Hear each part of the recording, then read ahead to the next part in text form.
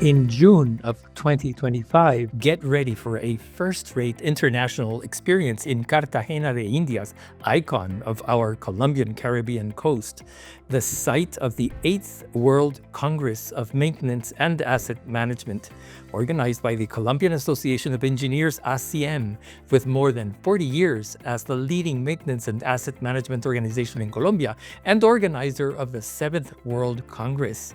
The 8th World Congress has the significant support of the Brazilian Maintenance Association, Aciem, and the support of the Ibero-American Maintenance Federation.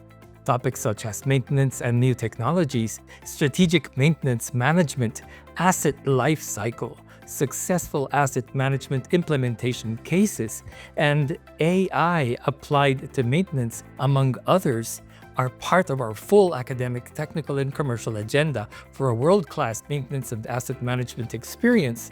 Aciem, the Ibero-American Maintenance Federation, and Aciem welcome you to Colombia with open arms for an intense 3-day immersion in the global maintenance and asset management culture. So come join us.